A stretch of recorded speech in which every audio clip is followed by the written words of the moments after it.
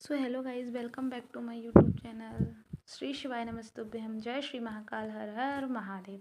सो guys, सुबह की शुरुआत होती है पूजा से। सो गाइस, मैं ना यहाँ पे तुलसी महारानी को जल चढ़ा रही थी। तुलसी महारानी को जल चढ़ाने के बाद मैं यहाँ मंदिर में आ गई थी। इस मंदिर में आने के बाद मैंने शिवलिंग को और अभिषेक किया, मतलब जल चढ़ाया, 1 लोटा जल चढ़ाया शिवलिंग पर। इसके बाद मैंने सभी भगवान का स्नान कराया, गणेश जी को स्नान कराया। इसके बाद लक्ष्मी जी, विष्णु भगवान को स्नान कराया, उनकी पूजा की।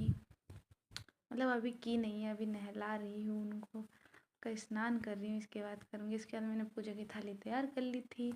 पूजा की थाली में थे धूप, दीप, अक्षत, कुमकुम, चंदन और बेलपत्र। फिर इसके बाद सर्वप्रथम मैंने गणेश भगवान का पूजन किया, उनको भोग लगाया, धूप दीप दिखाए।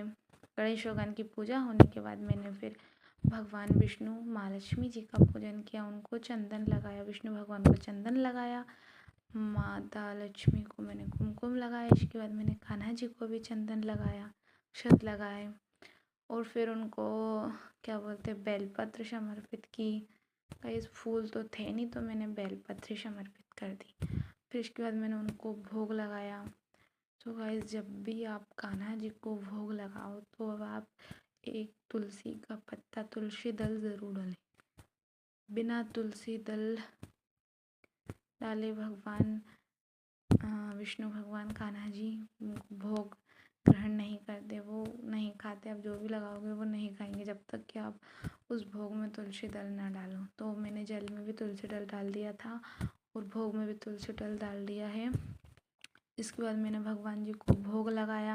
यहाँ मैं भोग लगा रही हूँ। फिर 3 बार मैंने जल घुमा दिया था भोग के साइड में। फिर इसके बाद मैं करूँगी भगवान भोलेनाथ जी का पूजन। यहाँ मैंने घंटी बजा दी थी कि भगवान जी प्लीज़ आइए और मेरा भोग लगाइए। यहाँ धूप दीप दिखा दिए। फिर इसके बाद मैंने कुमकुम लगा दिया था माता लक्ष्मी को भी, धूप दीप दिखाए। यहाँ पे मैं भगवान भोलेनाथ जी को चंदन लगा रही हूँ, उनको त्रिपुंड बनाया। सो गाइस, अगर आपके भी घर में शिवलिंग है तो ज़रूर से ही ऐसी पूजा ज़रूर करनी चाहिए भगवान जी को। ज़रूर, अगर आप मंदिर नहीं जा सकते हो तो अपने घर पर भी एक अंगूठे, मतलब मुट्ठी जो बांधते हैं ना, उतने छोटे शिवलिंग ज़रूर लाएं, अपने घर में रखें और उसकी ही पूजा आराधना करें, उनकी ही। अगर आप मंदिर जाना मतलब पॉसिबल नहीं हो तो आप घर पर भी भगवान भोलेनाथ जी की पूजा कर सकते हो। डेली उनका जल चढ़ाएं, डेली बेलपत्र चढ़ाएं। सो यहाँ पे मैंने बेलपत्र चढ़ा दी थी और डंडे का मुख अपनी तरफ करके अपनी मनोकामना बोलकर मैंने चढ़ा दी थी। इसके बाद मैंने यहाँ नंदी महाराज जी को भी बेलपत्र चढ़ा दी हूँ मैंने।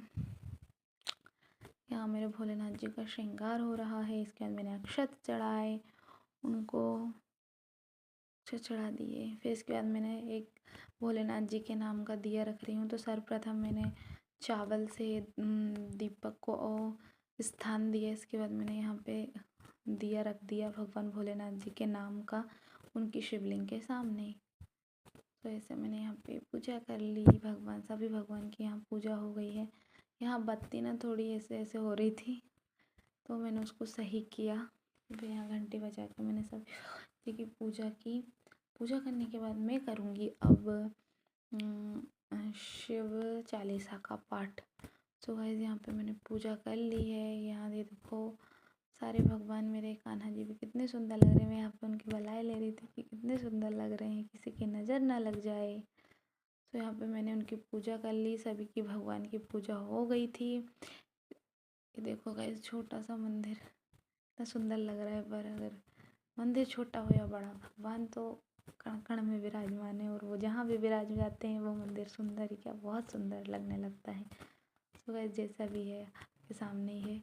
यहाँ पे मैं कर रही थी शिव चालीसा का पाठ, जो मेरा पाठ हो गया था। इसके बाद मैंने माला जप की थी। माला जाप आपका रिकॉर्ड नहीं हो पाया, तो मैंने माला जाप की थी, भगवान भोलेनाथ का नाम जाप किया था। इसके बाद यहाँ ना गाइस लड्डू बना रहे थे हम।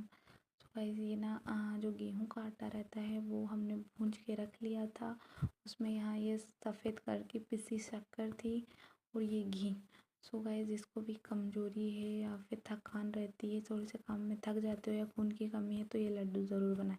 इसमें गाइस पिसे हुए आटे में हमने भुजे हुए आटे में हमने ये सारे ड्राई फ्रूट्स डाल दिए थे। जो ड्राई फ्रूट्स को घी में तल के डाले थे, जिसमें था नारियल, क्या बोलते, काजू बादाम किशमिश, जो जो भी ड्राई फ्रूट्स आप डालना चाहो वो डाल सकते हो। तो यहाँ पे ना घी में पहले ही उनको सेक कर और रख लिए थे, तो उनमें डाल दिए हैं। उसके बाद उसमें ये शक्कर पिसी हुई थी, इसको भी डाल देंगे और फिर इसके बाद हम घी डालेंगे। सो गाइस ये ना आटा जो हमने सेका हुआ था, गेहूँ का आटा सेक कर, जो आटा रहता है ना, वही क्या बोल रही हूँ, तो वो सेका हुआ था, तो उसमें अच्छे से मिला देंगे। और उस गाइस यहाँ पे आप घी को ना गरम करके भी ले सकते हो, पर यहाँ ना हमारा आटा जो सेका हुआ था वो बहुत गर्म था, तो हमने ऐसे ही घी डाल दिया था। तो यहाँ पे मम्मी लड्डू बना रही थी, तो यहाँ पे ना बहुत अच्छे से उसको मिला देंगे अपन। जब तक मिलाएंगे, जब तक कि वो एकदम पूरा वैसा से वो नहीं हो जाएगी, आप मिल नहीं जाए, वाइंडिंग नहीं आ जाए। तो यहाँ पे ये लड्डू बना लिए थे। सो गाइस ये रेसिपी अगर आपको अच्छी लगी हो तो प्लीज़, ये ब्लॉग अच्छा लगा तो प्लीज़ लाइक